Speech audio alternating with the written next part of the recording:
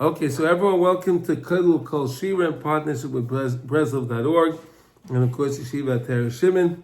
Okay, Parshat Vayeishev, it's a very, very filled parsha. Wow, there is so much in this parsha. I have 4 pages of notes just to go over the inyanim of the parsha. Just to go over, we always like to do a little review of the parsha. So we'll do that, and then we'll see. You can please ask any questions that you'd like along the journey. All right. All right. So first of all, we start the parsha off with Yaakov Avinu wants to be b'shalva. He wants to live b'shalva, right? Rashi tells us that he wants to live b'shalva. He had a hard life. Yaakov Avinu had a hard life. He had to deal with Lavan and Esav, all those years with Esav and Lavan, and it was very, very hard. And now he figures he's finally back, and he's an older man now, and he has the shiftei ka, and now it's time to relax. And then it says Kafetz alav rugzai shel Yosef. Right? You have this whole problem that happened when he wanted to be b'shalva. So really, what does that mean? What did he do? What did he do wrong? What did Yaakov Avinu do wrong by wanting to have a little relaxation? Right? You think he had a hard life. He wants to relax. People like to wind down. At the end of their life, they like to maybe join a kollel, and they like to do something, right? They like to do it because you have the opportunity. So what is this? So what happened with this? What is this? So let's understand something. Let's look at even Yaakov Avinu. Let's take this lesson from Yaakov Avinu. Why it's not always such a good thing to want to be in shalva, to have tranquility, and just a little bit of R and R. Why is that not good? We know that Yaakov, HaKadosh Baruch Hu referred to Yitzchak Avinu as Elekei Yitzchak. Elekei Yitzchak. When it came to Yaakov Avinu, he had the dream, right? He had that dream, right? When he went to sleep and he had the ladder. It was going up, and the malachim were going up and down the ladder. So that dream, Kadosh Baruch Hu appears to Yaakov Avinu and refers to Yitzchak Avinu as Elekei Yitzchak. Now Rashi says over there, he's called Elekei Yitzchak because Yitzchak Avinu was blind, as we know, and because he was blind, he was considered chashav kemes. And he wouldn't have the Yetzer Hara, right? Because the Yetzer Hara always starts with the eyes. You see something, the heart desires it, and so on. He didn't have that. But last week, when Yaakov Avinu, in last week's parsha, Yaakov refers to Yitzchak Avinu as Pachad Yitzchak. Do you remember that, Rabbi Yehuda? He refers to him as Pachad Yitzchak. Well, I don't understand. Hashem refers to him as Elekei Yitzchak. He has Hashem's haskama on that. I mean, Hashem said those words. But Yaakov Avinu says Pachad Yitzchak. Beautiful understanding. Why did he do that? Because we know that when people we each all have a tafkid in our lives, right? We all have a tafkid. We have something that we're required to get done, to accomplish in our lives. And when we complete our task in life, so then we don't have to be here anymore, right? We accomplished everything. We know to a great tzaddikim like the Arizal. He passed away when he was 37 years old. The Arizal. Look what he accomplished in his 30s. He accomplished what he had to accomplish. There's nothing to be done. So why is he going to stay in the world for? Right? So Yaakov Avinu realized that with Yitzchak, and he wanted to extend his life. So he didn't want to say Elekei Yitzchak, that he's on a godly level, everything is great. Pachad Yitzchak. He wanted to extend his life. But now Yaakov Avinu didn't realize that from his own lesson. Why he referred to Yitzchak as Pachad Yitzchak and it wasn't. Pachad means specifically what? Pachad means the fear. Pachad. Fear. Yeah, the fear of Yitzchak. Yes. Okay, right. That's how we referred to him. That's how he was referred to. Yeah, very good. Okay, good. I'm sorry, I didn't say that. Thank you. Anytime you need clarification, please. Okay. Anyone needs clarification. We're here. We want to clarify. We want to make sure everyone understands everything. So that's one other thing. That's one understanding to understand what it means b'shalva. So HaKadosh Baruch Hu was kind of explaining to him, look, Yaakov Avinu, you still have things to do in this world. We don't want you to leave yet.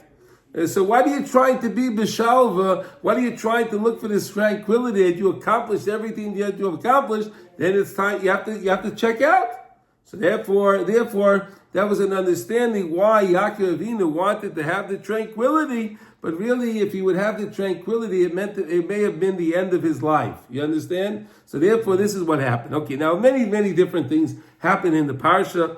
A lot of things. One of the things that the Torah starts off to saying, it says is Nar espinei Bila espinei Zilpa.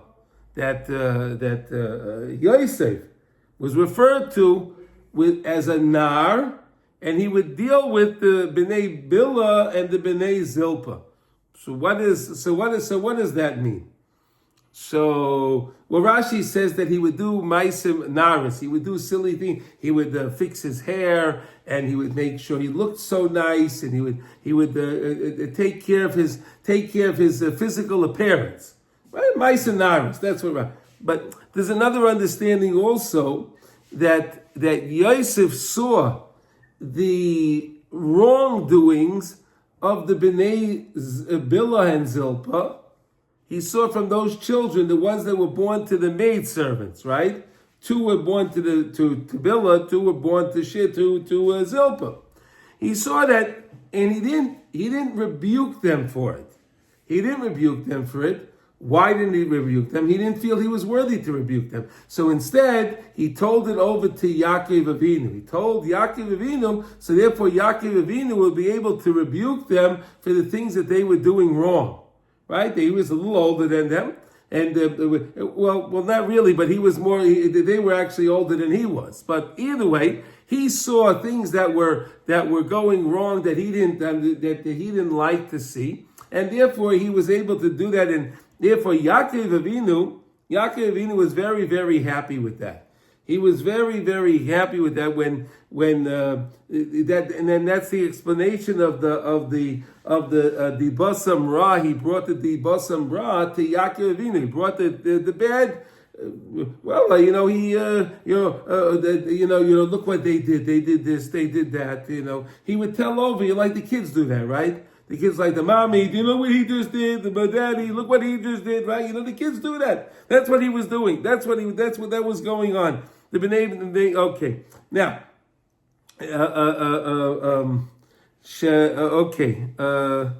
let's see. And what would he would say? Because and again, when it comes to rebuking somebody, you have to always do it with Rahmanas, right? If you want to rebuke somebody, you can't do it with anger, right? You see somebody do something wrong, if you just get angry about it and you talk to the person, you're not going to help them.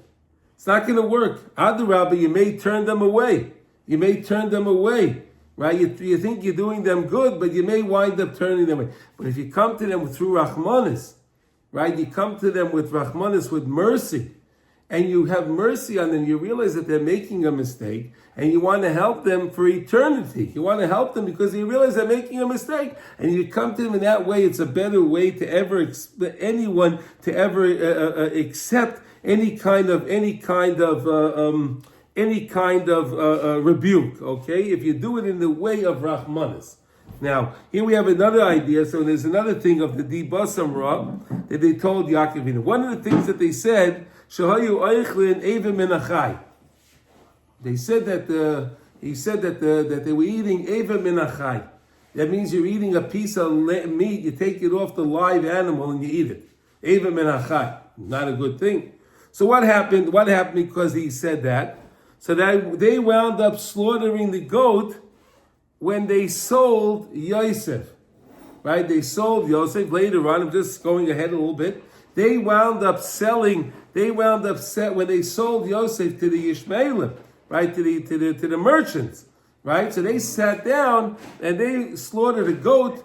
And then Yehuda took the coat and he dipped it into the blood of the Yosef's Ksainis possum, and he dipped it into that blood. Remember? So that was what happened with that. The second thing they said, that they were called that the sons of the Shephaches, the slave children. So what happened? He said that he was sold to as a slave. Yosef was sold as a slave, right? The third thing was he was accused of the what do you call it? Accused them, right? So Yosef was also so Arias. He complained that they were involved in Arias, immorality. So here you have it. Later on, Yosef was actually tested with the immorality when it came to the Ashes Potiphar, when she tried to seduce him. So here you have to always so be careful what you're saying, and because the words mean so much. We made a reference to that last week as well when it came to Rachel Imenu, when she came to Yaakov Avinu, and she said, "If you don't give me children, Mesa Naichi, I'm dead." So what happened? Because of that, Yaakov Avinu wound up saying, when Lavan came to retrieve his trophim, his little idols, right? When he came to retrieve the trophim, Yaakov Avinu said, whoever has them will die. Right? You see, it's very, very important to be very careful what we say. The thing that they taught us as kids, as sticks and stones break your bones, but names will never harm you, is a big lie. It's a big lie. You have to be very, very careful what you're saying, because you see, each thing, mida keneged mida. Yosef was punished for each one of the things that he accused them of. Now, let's see now. Next thing is in the Parsha. Okay, next thing in the Parsha we have now. Yosef Avinu had dreams. He had his dreams, right? We're dealing with a lot of dreams now, right?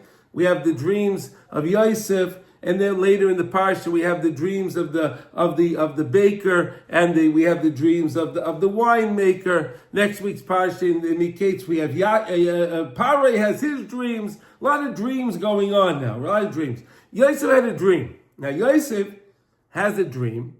So the question is asked: why did he have to tell them? Why did he have to tell the brothers about his dream? So he had a dream. But you have to understand something. The dream was in the Nevuah, right? And the Nevuah was a prophecy, right? A prophet's required to tell over his prophecy. The prophet can't keep the prophecy to himself.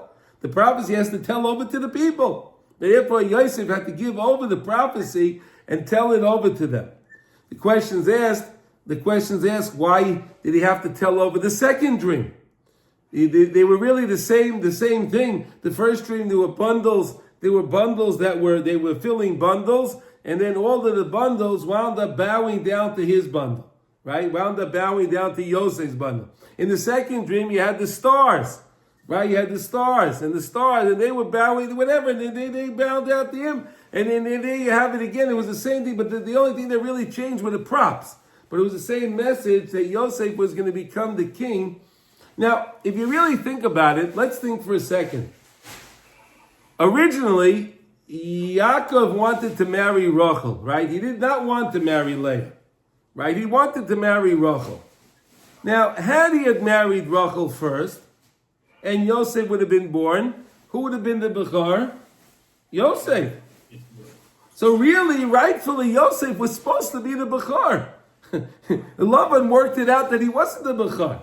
But he was really supposed to be the firstborn child to Yaakov Avinu. Yosef was supposed to be the firstborn child to Yaakov Avinu. It didn't work out that way. So Yosef tells over these dreams to the brothers, and it was in the Nevuah.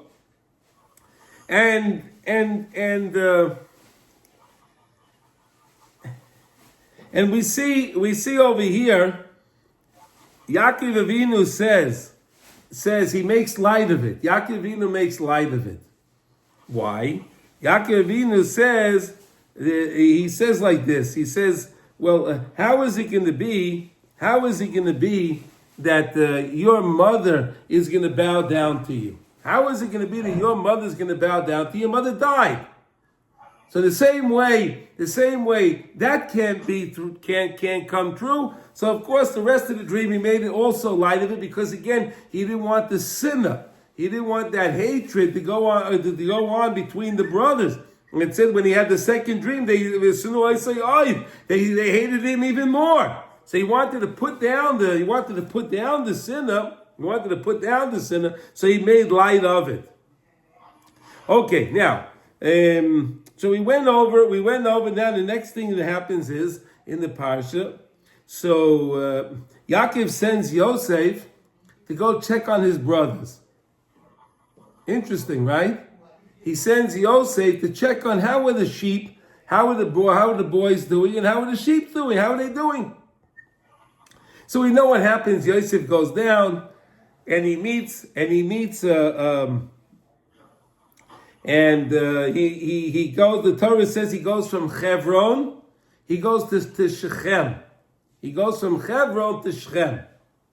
Right? We always have problems in Shechem, right? Shechem is a place of problem. Just the other day, there was a group of Hasidim that were going to kever Yosef. Yosef's kever, Yosef HaTzadik, his kever is in Shechem.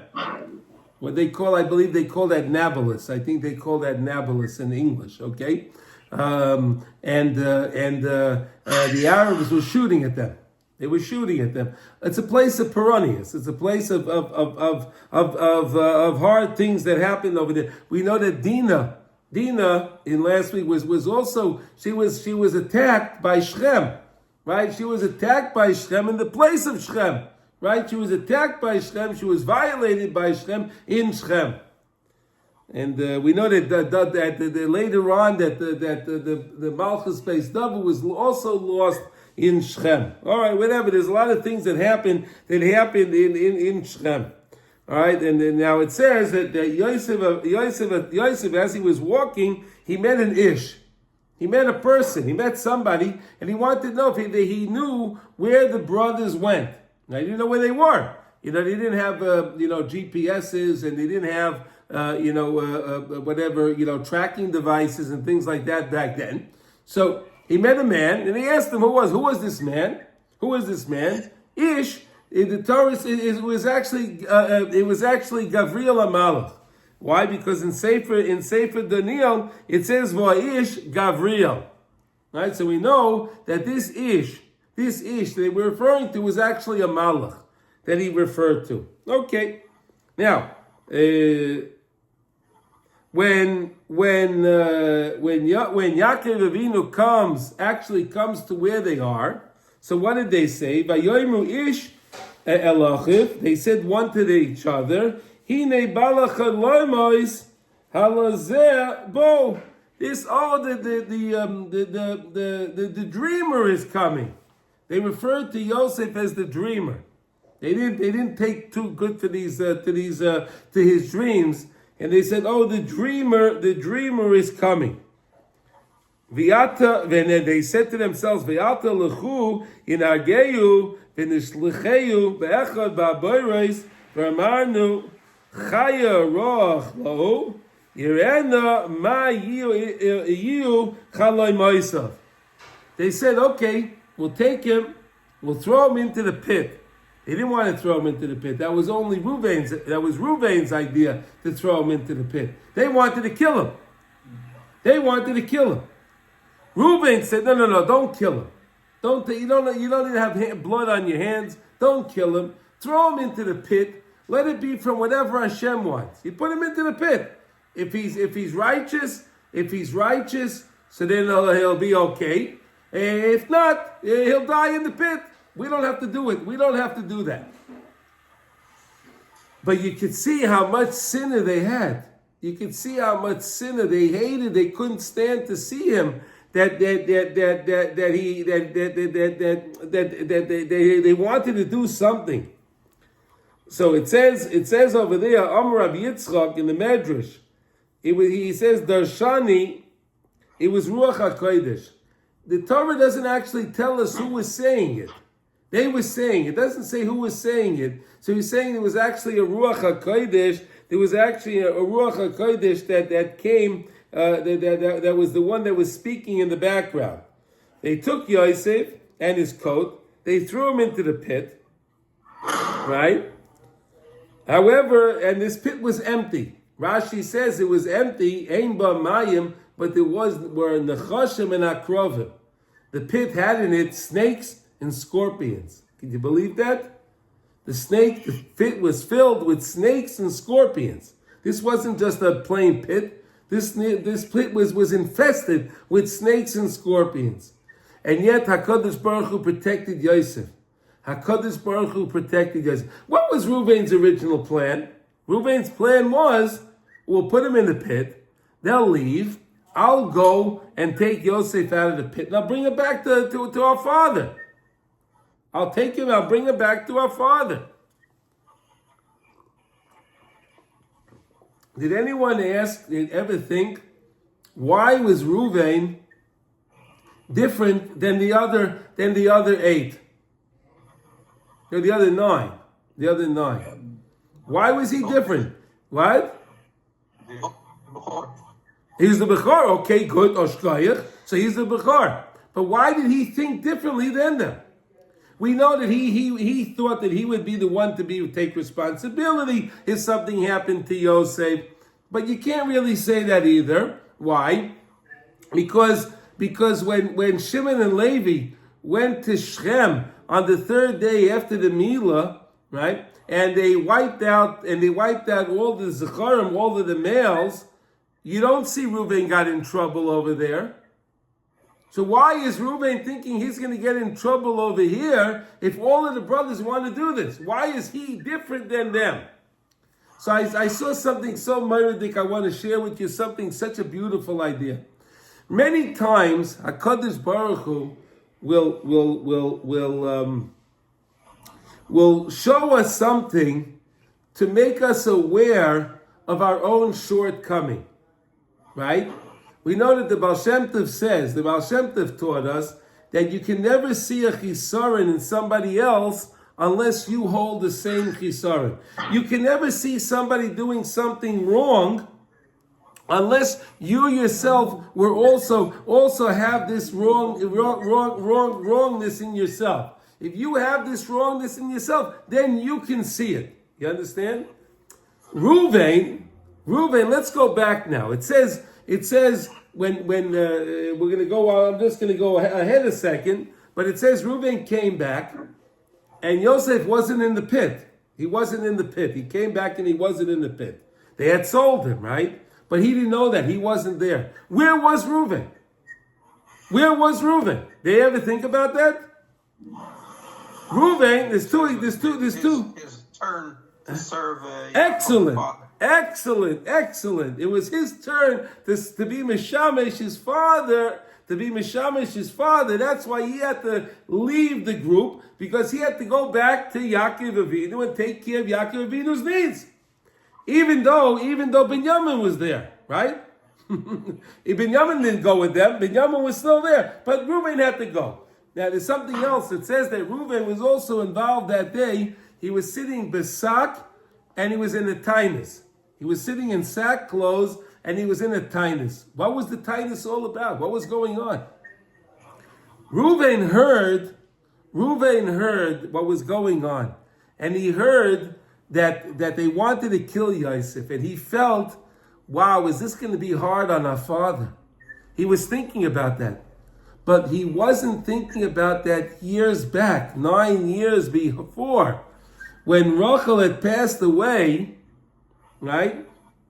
And Yaakov Avinu put his bed in the tent with Bilhah, right? He put his bed in the tent with Bilhah. And what did Reuben do? Reuben took Yaakov Avinu's bed out of the tent from Bilhah, and he put it into the bed, to the tent of Leah. Reuben was very careful to take care of his mother. Very, very careful to take care of his mother. and Reuben took the bed out. He wasn't thinking then, how is that going to affect my father? You understand? He was worrying about his mother. He was worrying about his mother's covet. But he wasn't thinking about how would it affect his father. So here now, 9 years later, he's with the guys. He's with the shiftei guys, with the shoftim. And they're coming up with this idea to get rid of Yosef. And he realized, wait a second, that's going to cause pain to our father. They weren't thinking about that. The other shoftim were not thinking about that. It's mind-boggling to think, right? They didn't even think for a second, this is the Ben Zekunim, right? The Torah says this is the Ben Zekunim. This is Yaakov Avinu's prized child. And they're going to get rid of him. What's that going to do to Yaakov Avinu? They didn't even think about that. It's fascinating, is it not? They didn't even think about that. But because Reuben was Nageya in the same thing, because he had the same problem, therefore Hashem showed him, and he was able to be the one to take it back. And then he said, I have to do tshuva. And that's why Reuben was in the amount of doing tshuva. Now the Medrash Tanchuma says a Peladic thing. They say on Reuben, he was the first one to do tshuva. Really? The Medrash Tanchuma says he was the first one to do tshuva. Really? Reuben was the first one to do tshuva? No. Who was the first one to do tshuva? Cain. Cain did tshuva, right? He murdered Hevel, and he did tshuva. And then what happened? He met Adam Rishon, and he said to Adam Rishon, asked him, so what happened? He says, I worked out a deal with Hashem. I did tshuva. Really? You did tshuva? So Adam Rishon said, really, I could do tshuva also then. And Adam Rishon did tshuva. And Yishmael did tshuva, we know. Yishmael did tshuva. Hey, wait a second. So why is the Medrash saying he's the first one to do tshuva? I'll tell you something amazing. Listen to this. He's the first one to do tshuva on causing others to make a mistake. You hear this? If he would not have done this thing to move the bed out of the tent of Bilhah into the tent of Leah, and the brothers would not have seen him do that, they would never have had the Havamina to kill Yosef. You hear that? They would never have even thought to kill Yosef. But because they saw him do that, they saw him do something that would again affect the father, that would affect Yaakov Avinu, but he wasn't sympathetic to Yaakov Avinu's feelings. And they saw that. So they said, listen, if he's the oldest and he's not sympathetic to our father's feelings, why should we be? There's a story that Rav Shalom Shadron told over. Amazing story to help understand this idea. I'll tell you a story right now. I mean, I'm going a little out, but okay, we'll do it like this, okay? It was a famous thing, in Yerushalayim, on the long winter nights on Friday night. So there's always something to do in Yerushalayim. So either you were going to a tish or Rebbe's tish. If you weren't going to a tish, you were going to a different shir in the shul. There were things going on. So Shalom Shadron was always giving his shir in his okay. And Reb Shalom said over a story like this, the Meridic story, to help understand this Nakuda, I think. And you'll tell me, Reb Yehuda, if you agree with me, okay? Here we go. It was in Yerushalayim, the marketplace, Ben Yehuda, right? Right, Machane Yehuda. Machane Yehuda is a very big, Machane Yehuda is a very big market. And, there's different sections in the market. One section they sell vegetables, the other section they sell fish, they sell meat, they sell candy and different things. Okay, in this one section they have hair barbers. There are barbers there, a place of barbers, and there were a couple of guys that would go around Erev Shabbos. They took upon themselves 2 hours before Shabbos. And they would go to Machane Yehuda, the market, and they would tell everyone, remind them, Shabbos is coming, it's time to close the stores. Time to close the stores. There was one barber that was, he said, look, he said, okay, I'll close when the last customer comes. That's when my Shabbos starts. My Shabbos starts when the last customer comes. But they said, no, Shabbos. Listen, you do what you have to do. You take care of yours, I'll take care of mine. You do yours, I do mine. All right. And everyone else closed down. This guy didn't want to close. And this went on for a long time. One week they came to the market and they saw that this guy's store was closed. So they asked what happened. He said, they told him that he had a heart attack. He had a heart attack and he's in the hospital, he's in the Beit Cholim. Okay, fine. So they decided they'll go on Sunday and they'll visit the guy in the Beit Cholim. They'll go to the hospital, visit him. So they said, oh, we see what happened. We saw your store was closed on Erev Shabbos, and we asked, and that's why we came to visit you now. They said, listen, can we make you a deal? Can we make you a deal? He said, what kind of deal do you want to make me? How about this? You know, you always said, you do yours and we do ours. Our thing is to give brachot. Our thing is to give blessings. We give blessings for refuah, for parnasa, for yeshuas. That's what we do. We give blessings. So how about this? I'll make you a deal. We'll give you blessings for that you should have a speedy recovery and everything else. In return, you'll close your store before Shabbos. And one more thing, you won't give the shave with a razor. You know, Minatayri, you're not allowed to shave with a razor blade, right? You're not allowed to shave with a razor. He was doing these two things wrong. But he said, okay. He said, Yesh l'chanu et ha'etzek, we have a deal, no problem. Okay. They give them the brachas. And the next week he came back 2 weeks later, he was okay. He came back to the market. They come to the market and they see when they get there to tell everyone to close, he's already closed. Wow. He was already closed before everyone else. Wow, they couldn't believe it. They couldn't believe it that he was actually closed. It was wonderful. They loved that.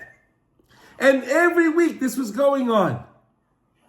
6 months later, they come Erev Shabbos, and his store's open.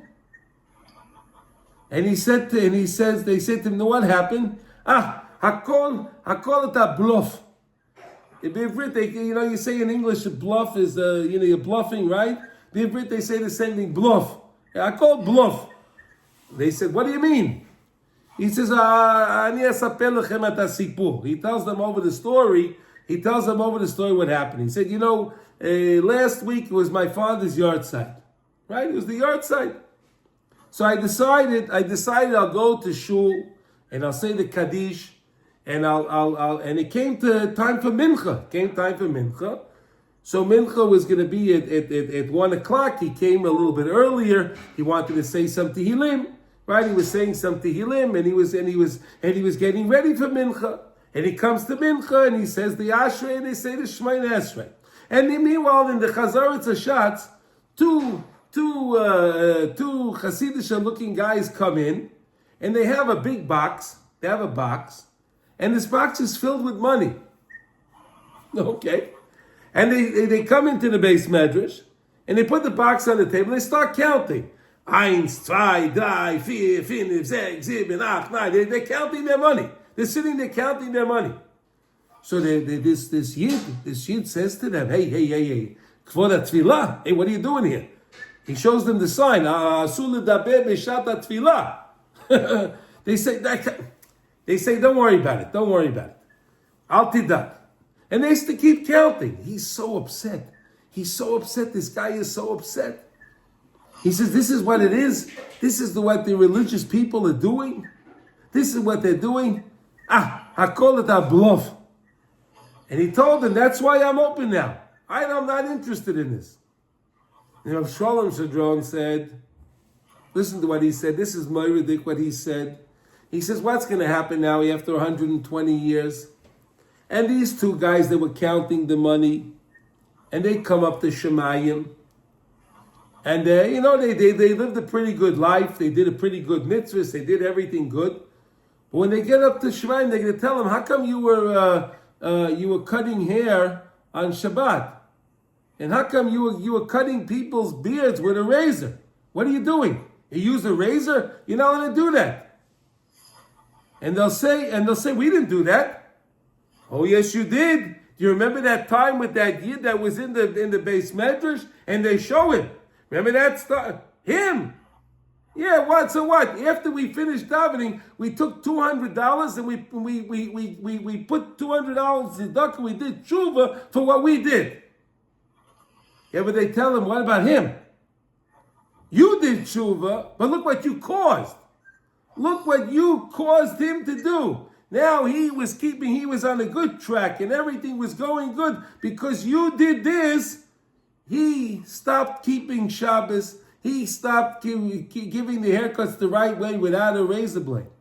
This is what happened with Reuben. Reuben showed the brothers that I'm not so sensitive to our father's feelings. You hear this? I'm not so sensitive. He showed them. He took his bed out. Yaakov Avinu put his bed in the tent with Bilah. So obviously that's where he wanted it, right? He knew what was going on. Yaakov Avinu knew what he wanted, correct? Right? He knew what he wanted. But he put his bed in the tent with Bilah. Bilah was the maidservant. She was the maidservant of Rachel. So he took her, after she passed away, Rachel passed away in the time of childbirth with Binyamin, right? Remember last week's Parsha? Yaakov Avinu put his bed in the tent with Bilah. Reuben was sympathetic to his mother. And he said, wait a second, it's only fair that if Rachel passed away, so then my mother is actually more important than Bilah and Zilpah. They're just maidservants. Why would he want to be there? He would obviously want to be in my mother's tent. And therefore, that's why it came around later on that the brothers were doing something, but they weren't necessarily sympathetic to Yaakov Avinu's feelings. Isn't that an amazing idea? Anyone hear something like that? You like the way we put that together, Rabbi Yehuda? Does that work, that story? You ever hear something like that? I thought that was Meridic. I wanted to share that with you. I thought that was something that was really, truly Meridic. Okay, now let's go on. Let's go on in the parsha now. Okay, we'll go on in the parsha. After that they sold Yosef to Yishmaelim. From Yishmaelim they sold him to Midian, and then from Midian they sold him to Ashes Potiphar. Now, the Torah tells us that the wagon that they put him on, that when they bought him, right? So they were carrying a nice perfume. Why does the Torah have to tell us that what they're carrying? What's the difference?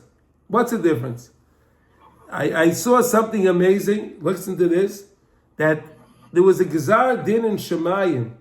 There was a decree in Shemayim that Yosef has to be sold to be a slave. He has to be sold. But there was no decree that he has to be uncomfortable going down to Mitzrayim.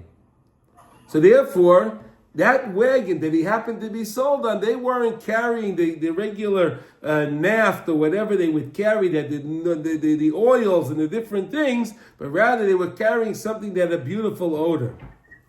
All right. Anyway, okay. Now we know that like we said before, that Reuben came back to the pit and Yosef wasn't there, and he tore his clothes. And we spoke about that. He was fasting and all of that. Okay. Now, let's see here. I just want to get to the thing. Yeah, okay. Now up to now. Yeah, here we go. Okay, now, what happened now was the next thing that happened was they slaughtered a goat. They slaughtered a goat when they decided they were going to make a Suda, right? They made a Suda. Why? Because they really felt what they did was right. The Shvatim really felt what they did was correct, and they were correct. They felt that Yosef was a roidev. You know what a roidev is? Someone that's trying to get to take someone away spiritually. He's considered a roidev. So the din is that you can kill him, and they paskin that they can kill him. So they were so happy with that, they made a sudas mitzvah. So they slaughtered the goat. And Yehuda took the kisaynis pasim, that coat that Yaakov made for Yosef, and he dipped the coat into the blood. Okay, so we know what happened over there then, when he dipped the coat into the blood. They brought the coat to Yaakov. And what did Yaakov said? Taraf Yosef. It must be that there was a chayirah, a wild animal that came and tore up Yosef. But Yosef, but when that happened, there was a Yaakov was not. He was vayemoyin lisnach. He wasn't accepting to be forgiven, to have any comfort. He didn't want to have any comfort from because he lost Yosef. There's an understanding like this. Yaakov Avinu took a little bit of responsibility on himself. He said that, I was the one that sent Yosef to check on the whereabouts of the sheep and the boys. If I didn't do that, that wouldn't have happened. Because I did that, that's why, and he did not want to be consoled. Yaakov Avinu did not want to be consoled. Oh, it's amazing. Vayemoyin, right? Now, what happened was, we know that the Ishmaelim sold Yosef, right, Midyanim to Potiphar, to Mitzrayim. Now we go on in the Parsha, and Yehuda had two sons. Their names were Onan and Er. Right, two sons. And these one of the sons, Onan, was the older one. He married Tamar. And Tamar wound up dying. And then Er he did Yibum, right? Because the mitzvah of Yibum, if a brother dies and he didn't have any children, so there's a mitzvah on the next brother to be miyabim, to make Yibum on the lady, to take on their nose, to bring up the name of the brother. Okay, but these two guys thought that Tamar was such a beautiful lady, and they didn't want her to get pregnant. So they spilled seed. Hashem got very angry that they did that, and he killed them. Now, there was one other brother, right? But this other brother, Yehuda did not want to give as a yid, because he didn't want him to die also. So what happened? Reuben, what do you call it? Spilled the seed, right? So Yehuda went now, and he went on. He was walking, and his wife had passed away. Her name was Bashua. Yehuda's wife's name was Bashua. She passed away, and Tamar went back to live with her parents. But she heard that Yehuda's wife passed away. Now she wanted to have Yibum with her father-in-law. Now you can't ask questions on this, because this was before Maimon, this was before Hasinai, before Kabbalah Satira. Really today it can never be that a father-in-law can do Yibum with a daughter-in-law. That's impossible. But back then it was able. There was no problem. But she didn't want to even tell it to him. She thought he wouldn't want to do that. So what did she do? She dresses herself up as a Zayna, as a harlot. And she knows where he's going to be. He's a shepherd. She knows where he's going to be. And she stays on the crossroad where he's going to be. And somehow, min hashemayim. All right? This is not understandable because Yehuda was a tzaddik. He was a tremendous tzaddik. So we don't even understand this. What is it that the tzaddik like Yehuda was going out to be with a zayna, with a prostitute, a harlot? How does that make any sense? But we know from this, Mashiach comes. Mashiach comes from this union. And we know every time you're talking about Mashiach, there's always some cuckoo things that have to happen. Right? Like we saw the same thing we saw when it came to the daughters of light. Right? The daughters of light, they thought that the world was over. That the world was over, and because the world was over, it was a mitzvah upon them in order to make yibum, right? To have children with the father.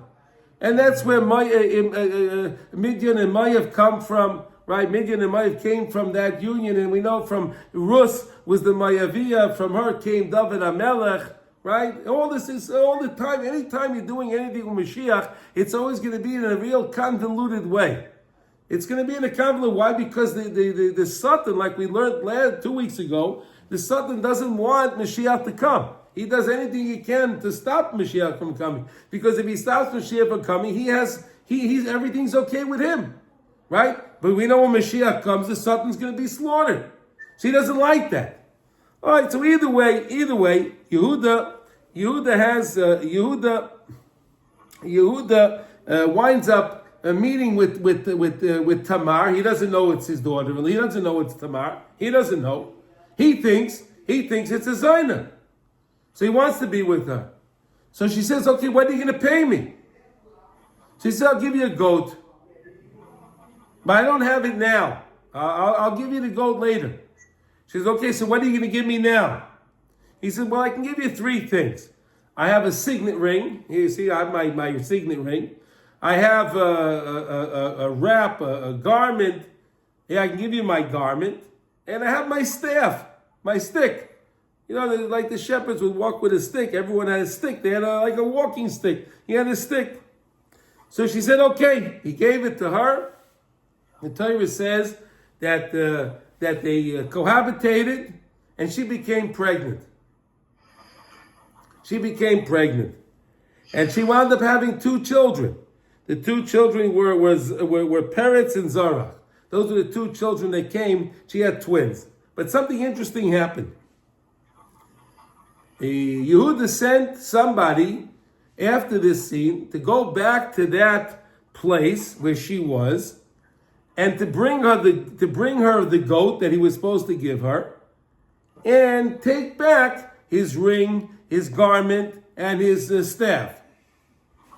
But there was no such a lady there. No one was there. Nobody was there. They asked, where is she? The guys that lived in the area said, we don't know of any harlot that's here. All right, story stops there. And then in the next pasuk it says 3 months later, since Tamar, she was pregnant, you were able to see she was showing. So they accused her of being mezana. They accused her of adultery. And Yehuda said, if that's right, if that's what happened, if that's what she did, take her out and burn her. Take her out and burn her. Why? Because she was considered a bas kahuna. The bas kohen, the death penalty is sreifa. When they're taking her out to burn her, she did not say anything. You believe this? She was such a tzedekis. She wouldn't say anything. She would not say anything. Hey, this is Yehuda's child. What does she do?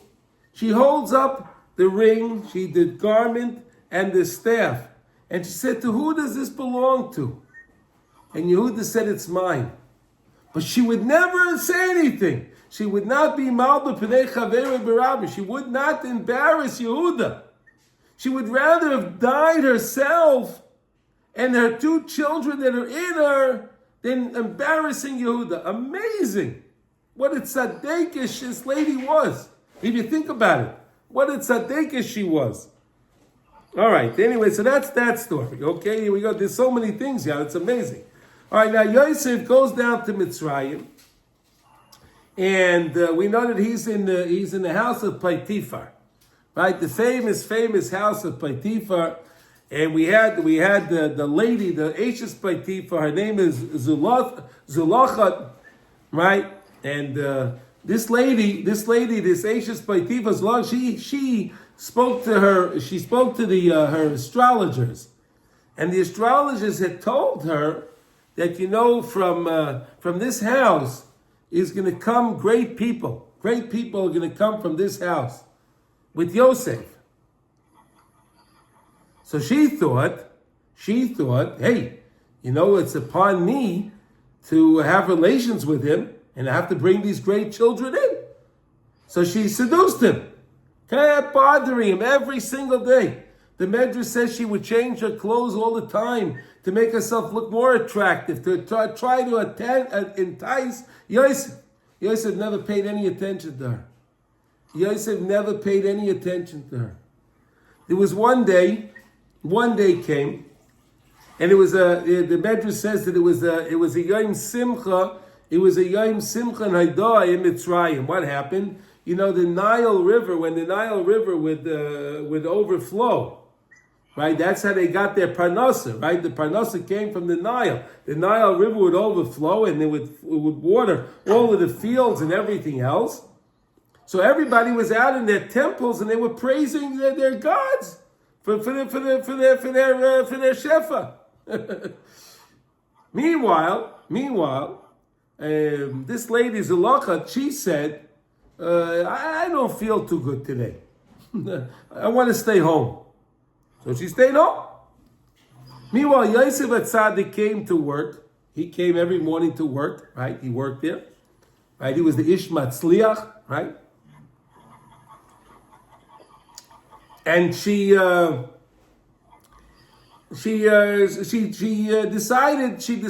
that she wants to get him this time. This is the time that she's going to get him. She's going to seduce him at this time. So she prepared herself, and she brought she had beautiful garments, very attractive garments, and she put it on. Yosef didn't pay any attention to her, nothing. She jumped in front of him, and she said, I'm going to kill you. He says, he didn't care. He didn't care. The Medrash says that Yosef, after a while, his Yetzer Hara was starting to work. It was starting to work. And he was thinking about it. They say that she was a beautiful, beautiful lady. And he was this young man in Mitzrayim all by himself. Right? There was no one there. It was him, this lady, and HaKadosh Baruch Hu. And what happened? She grabbed him. She grabbed Yosef. And what did Yosef do? He went, Yosef, Vayemoyin Yosef. The same word again used 2 times in the Parsha, Vayemoyin. Vayemoyin Yisnachem. And Yosef again, by Yosef, by Yemoin, he didn't want to be with her. He protested to being with her. And he ran out of chutzah, and she had his garment in her hand. Now I ask you a question. Why did Yosef allow her to keep his garment? Why did he take the garment? You ever think of that? Why did he take the garment back? Yosef Atzadik said he thanked Hashem that he saw the most dukna shalaviv, Rashi says. He saw his father's image. Some say that he looked in the window, he saw in the window, in the mirror, he saw himself. And he had the same appearance as Yaakov Avinu. And in the Medrash says that he saw that in the future, his name is going to have to be written on the chayshin, on the breastplate of the Kohen Gadol, are going to have the names on there. And he said to himself, how can I do this? How can I do this? He was thinking ahead. How can I do this? How can I do this? How can I do this? Hashem is so good to me. How can I do this? And he ran away. And he said, if I come back to her and I try to take it back, I may stumble. I may stumble. He didn't even want to deal with her. He did not even want to deal with her. I may stumble. So therefore he let her keep, and he ran away. Meanwhile, this lady, Zlochat, she had her friends. And her friends loved this Yosef also. They were always amazed. Medrash says that sometimes they would come over to the house and they would be peeling fruit. She would give out fruit and the knives. And they were so amazed that Yosef, look, they weren't looking what to do and they kept cutting their hands. They were drooling over Yosef. Right? So now she tells the friends what happened. They say to her, hey, you know what? Tell your husband that it was really he was hitting on you, not that you were hitting on him. He was hitting on you, and we will tell all of our husbands the same thing, that he was hitting on us too when we were in your house. And that's what they did. Potiphar came home. He wanted to kill Yosef. He wanted to kill Yosef. They took him to jail. They took him to court. And the court said he should be put to death. But something happened that's amazing. Something happened that's amazing. Why did they put him to death? In the house was living this young lady. Her name was Asenath. Who was Asenath? Does anyone know who Asenath was? She was the daughter of Dinah. She was the daughter of Dinah. What was Asenath doing in the house of Potiphar? The daughter of Dinah, what was she doing in this house? She tells Yaakov, we'll get back there in a second. She tells Yaakov Avinu, she tells Potiphar, hey, I have to tell you a secret. I was here and I saw the whole thing. And it's not true. It's not true what your wife said. Really, your wife was trying to seduce Yosef, and it wasn't that he was trying to seduce your wife. It was your wife starting up with him. And not only that, all the ladies, the same thing. She told her over the whole thing. So Potiphar realized, he did an investigation. He saw it was true. He saw that was true. And because he saw it was true, he said, I'm not going to put Yosef to death. But he couldn't let him get away scot-free. He couldn't let him get away scot-free. So what did he do? He had him put in jail. Now the question is, how did Asenath get there? How did she get there? And in next week's Parsha, Yaakov Avinu, Yosef HaTzadik winds up marrying Asenath. Fascinating. How? Listen to this. When that day, when Shechem violated Dinah, she became pregnant also.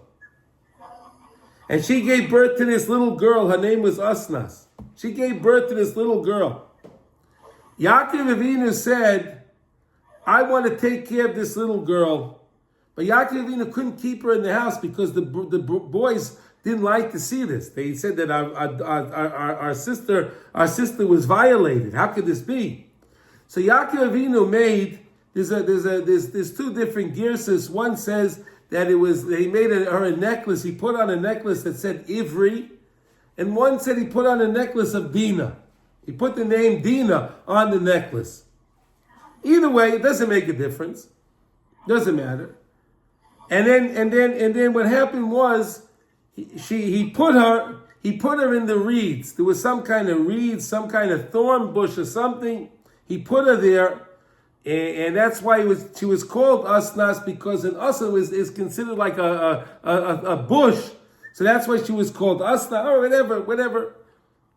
Came along Potiphar one day as he was traveling. He was the chief butcher.